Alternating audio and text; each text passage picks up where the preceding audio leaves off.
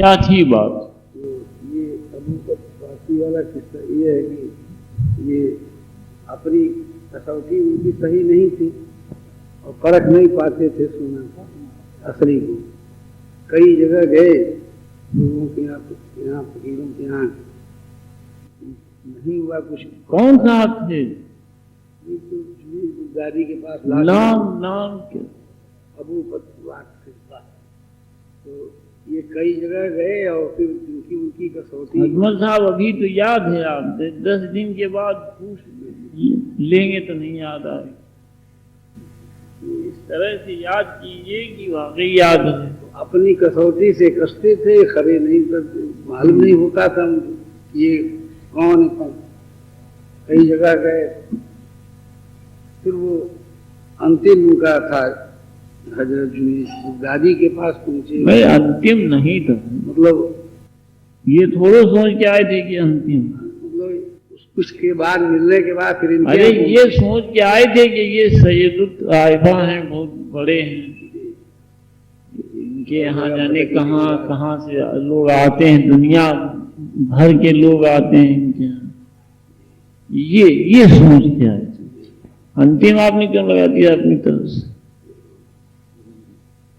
कुछ लोगों से मिलने के बाद फिर यहाँ पहुंचे। हाँ, ये सोच के आए थे। नहीं, ये सोच के आए थे ना, खास बात वहाँ फायदा हो गया। ये इसीलिए यहाँ देर तक रुके रहे, साल भर से ऊपर जो रुक गए इसी वजह से रुक गए कि आज नहीं होगा तो कल होगा, कल नहीं होगा तो परसों होगा। साल भर तक रुके थे वहाँ और हाँ। कोई बात नहीं हुई, ना ये उनसे किए, लोग उनसे किए। हाँ, अब एक डिसिप्लिन उस जमाने की ऐसी थी ना। हाँ, उसका तो ध्यान रखते। तो फिर उनको ये महसूस हुआ, चूंकि उनकी कसौटी सही नहीं थी, परख न पाए उनको। साल भर के बाद अपना वो बाहर पुस्तक यहाँ कुछ नहीं मिला। कसौटी ही कहाँ रखते थे आप? कच्ची थी उनकी, मतलब परख उनकी सही नहीं। अरे थी ही नहीं तो परखने के कौन सवाल थी ही नहीं उनके पास। बातिन की जिंदगी कोई गुजारे हो, रियाज में रहा हो 10-20 बरस, वो करें। हाँ, ये छत वाली बात याद आ गई ना। और कमरे के साथ डिप्टी साहब ने कमरे के बाहर जो कमरा बनवाया तो आफत आ गया। ये सही मिसाल है कि तमाम ऊहें उतरने लगी। यानी दो तो है ही है, एक खुद के लिए, एक हाल बच्चों के लिए, है ना। अब तीसरा कमरा जब बनवाया डिप्टी साहब ने तो तमाम ऊहें उतरने लगी उनसे। जी, जा रहे थे दरवाजे को खड़े थे हजरत जुनैद, भाई कहाँ जा रहे हो, क्यों जा रहे हो? वो कहे कि साहब दूसरा राह पकड़ना, यहाँ कुछ मिला नहीं, साल भर हो गया। उन्होंने कहा कि क्या तुमने कभी देखा कि बातिन की राह से अलग होती? बात हमने नहीं किया और आपने भी नहीं किया। तुमने नहीं साहब ऐसा नहीं देखा। उन्होंने उनका माँ जो जोर से झटका और उनकी दुनिया ही बदल गई। जज उतरा, फिर जंगल की ओर चल दिए। भाई इस एक दुनिया से दूसरी दुनिया, बातिन की दुनिया में चले गए, पूरा बदल गया। अच्छा ठीक है, अब बस 12 बज चुका वालू नाश्ता, थोड़ा सा दोहरा लिया जाए तो अच्छा। क्या था नाज भाई? शीशे में कुछ रोशनी। पहले ही था हुजूर कि एक आदमी की जिंदगी हुई एक मकान तलाश के लिए, तो अपने दोस्त के पास पहुंचा, तो उससे अपनी जरूरत कहा। तो उन्होंने कहा कि हमारे घर के करीब एक गिरा हुआ मकान है, इसमें 3 कप ले आइए, इसमें छत होता चाय के लिए 3 कप हो के लाइए। तो इसमें छत होता तो तुम्हारे काम आता, और एक कमरा और होता तो तुम्हारे बाल बच्चों में काम आता। थोड़ी सी जगह और होती तो तुम्हारे आने वाले मेहमानों के काम आता, और इस घर के सामने मेरा भी घर है और ये भी सब तुम्हारे काम आता। तो वो कहने लगे कि तो भाई नहीं रह सकते, इसमें अगर लगा हुआ है, अगर में तो कोई रह ही नहीं सकता। जी।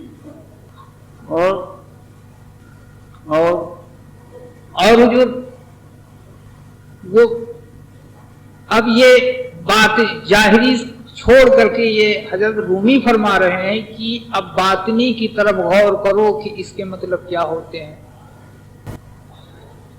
तो उनके पास गए तो उनके वीराना उनका घर था, यानी जिक्र फिकर शुगल से उनका सीना खाली था। अब जब उनके अंदर कुछ है ही नहीं तो छत कहाँ और दीवार कहाँ और क्या।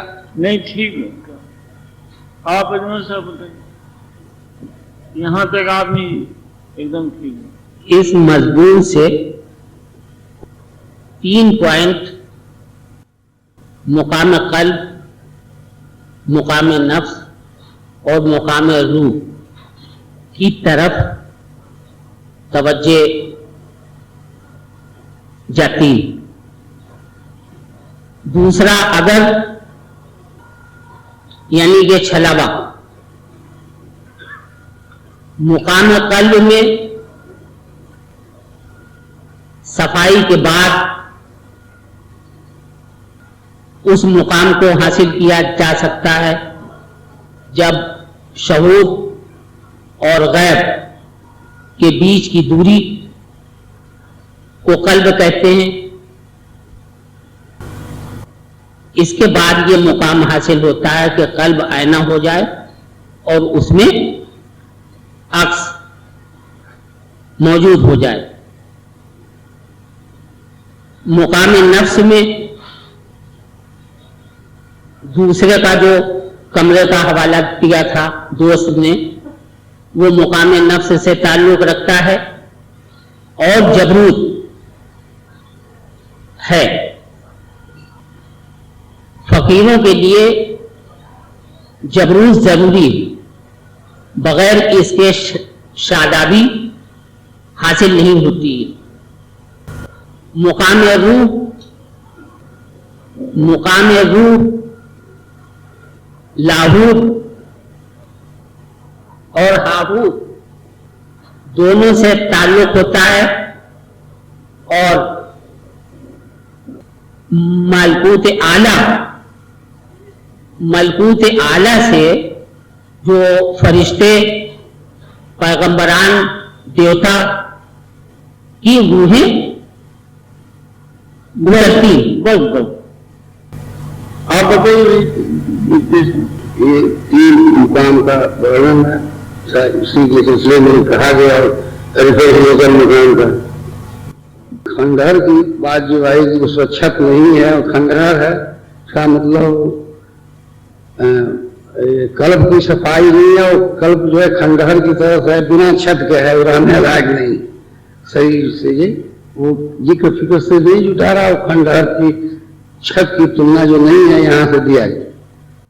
छत जब हो गई, जिक्र फिक्र में मशगूल हो गया, उसमें लग गया, सफाई शुरू हो गई, फिर रहने लायक होने लगा। और दूसरा जो है ये हुआ कि एक कमरा बन जाता तो बाल बच्चों के काम आता। बाल बच्चों का मतलब यहाँ महरम से है, जो जिससे महरम हुआ, जिससे इसकी बातें की जा सके, तो वो है मतलब कि बाल बच्चों का महरम रहने लगे वहाँ पर आपके जो है।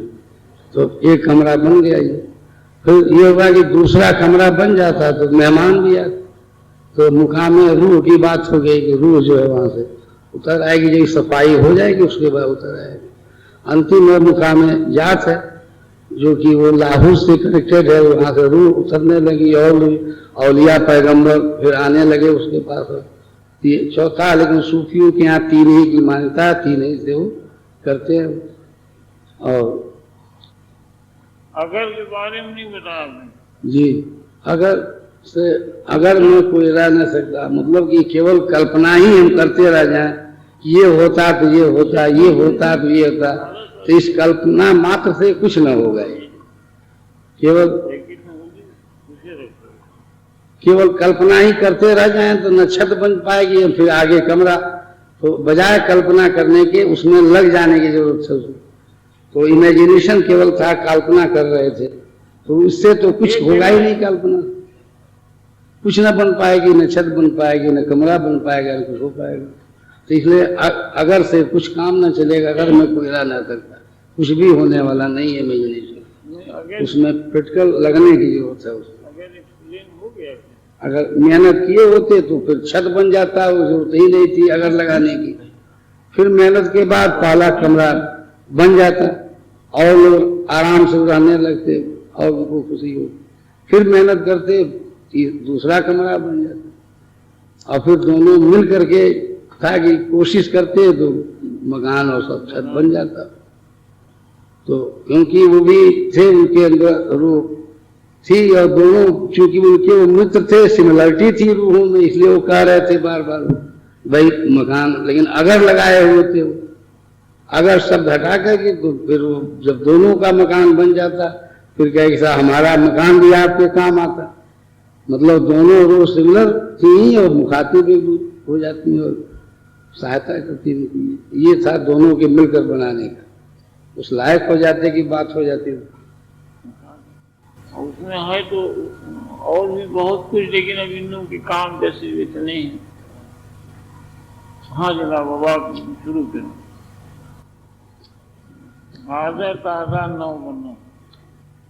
हजरत इब्राहिम बिन अदहम के बारे में रवायत है कि वे एक रास्ते पर एक दरिया के किनारे बैठे थे।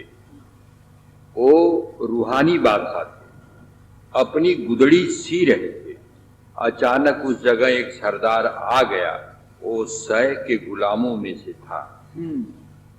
उसने शैख को पहचान लिया, बहुत जल्द सजदा किया।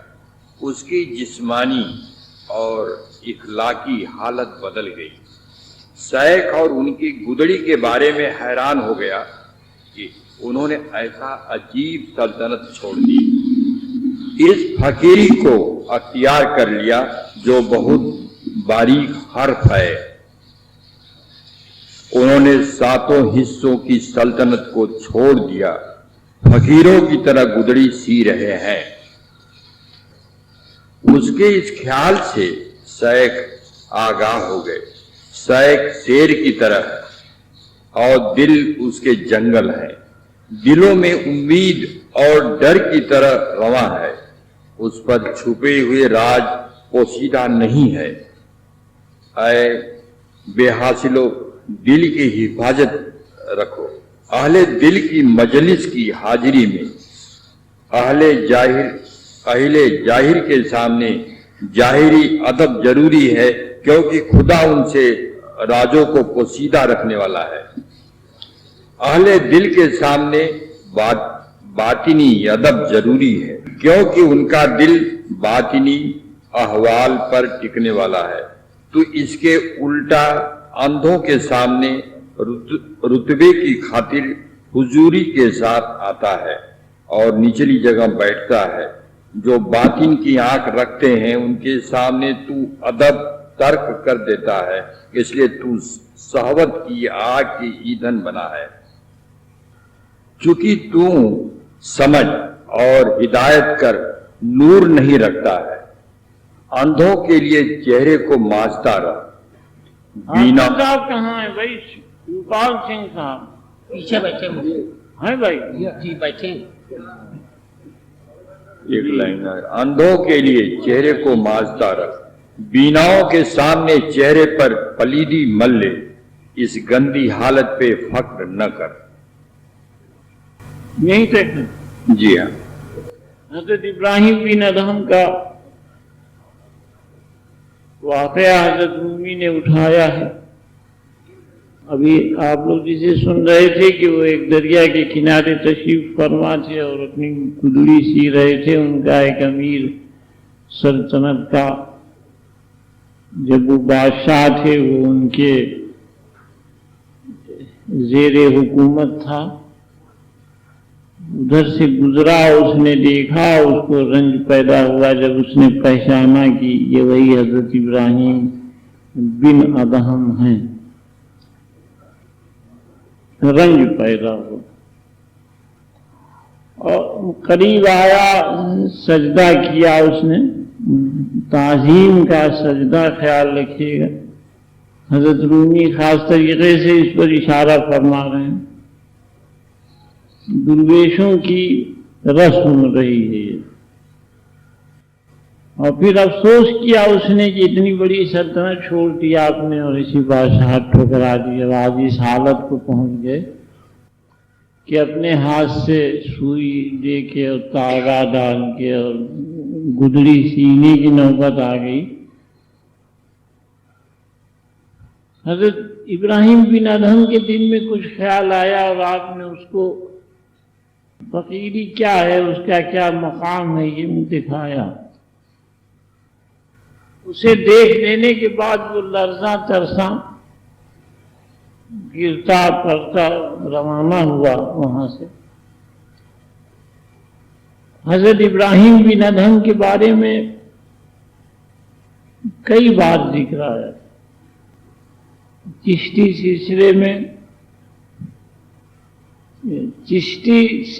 में खास तौर से इनका फैज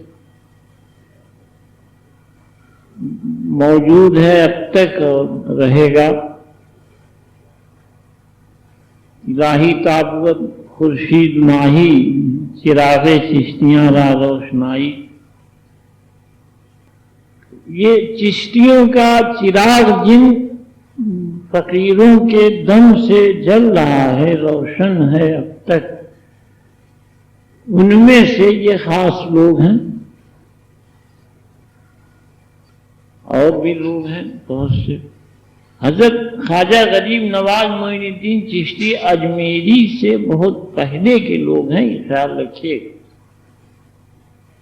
चिश्ती सिलसिला गरीब नवाज के बहुत पहले से शुरू। हजरत मौला अली अलैहिस्सलाम से फैज पाकर हजरत ख्वाजा हसन बसरी से ये सिलसिला शुरू हुआ, रंग मस्ती का। इसकी तमाम शाखें अलग अलग रंगों की पैदा हुई जमीन पर, अलग अलग अंदाज की, अलग अलग रंगों की, अलग अलग अलग किस्मों की। और देखिए हजरत इब्राहिम बिन अदहम के यहाँ निहायत मस्ती है, ज़ौक़ शौक़ है, और उसके साथ ये इस तरह जिंदगी के साथ जुड़ने की भी रस्म है। उस ज़ौक़ और मस्ती के साथ ये अंदाज भी है। अजमल साहब इनके मुताल्लिक़ कुछ जिक्र करें आप, हज़रत इब्राहिम बिन अदहम के बाद। बादशाह थे और अपने महल में एक रात ये कमरे में सो रहे थे। हजरत मूसा अलैहिस्सलाम मौजूद हुए। अरे भाई ऐसा नहीं हुआ था भाई, हद कर दिया। तो कहां से सुन लिया था? हजरत मूसा अलैहिस्सलाम कहां से सुन लिया? इब्राहिम बिन अदहम अपनी बादशाहत छोड़कर एक रात अपने महल से निकल लिए नहीं भाई, और एक नदी के किनारे जी जी। अपनी गुदड़ी सी रहे थे। अरे ये मैं नहीं पूछ रहा हूं, मैं इनकी जिंदगी के बारे में पूछ। उदड़ी सीने वाला जी, उदड़ी सीने वाला आप सूफी सिलसिले के। अरे भाई ये नहीं पूछ रहा हूँ, ये सब नहीं। आपसे लेक्चर देने के लिए नहीं अर्ज किया था कि आप न्यास साहब आप बताएं। उस्ताद इब्राहिम उनका शागिर्द की तरह बात सुनो। इब्राहिम बिन अदहम, यहाँ बिन लग गया। इब्राहिम तो बादशाह है और उनके बाप का नाम इब्राहिम को बादशाह है, इसके मानी क्या? बिन अदहम, अदहम उनके बाप। अब इब्राहिम बिन अदहम बाप बेटे हैं। अरे ये कौन पूछ रहा था यार? तो उनकी हुजूर एक दिन जिंदगी के बारे में हम पूछ रहे हैं। वो बादशाही करते थे और एक दिन रात को सो रहे थे तो उनके महल पे आवाज आई चलने का। जिन्हें सो नहीं रहे थे, रवायत सही नहीं, भूल रहे हैं आप लोग बिला। इसी तरह से जब आप लोग बाहर ये सब किस्से बयान करते होंगे तो वो पटांग बताते हैं। बड़ी दिक्कत है यार इस बार। जोर जोर के अपनी तरफ से बता देते हैं। ये इबादत कर रहे थे। नहीं जानते। अगर बत्ती सुलगाओ भाई।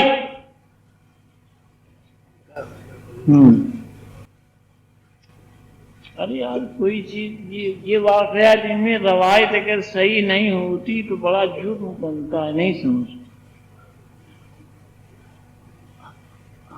हम लोग किसी बात की जब रवायत करते हैं तो 10 दफे पहले उसकी तस्दीक कर लेते हैं हर तरह। और पूरी कोशिश ये रहती है कि कहीं से कोई गलत रवायत न पहुंच जाए।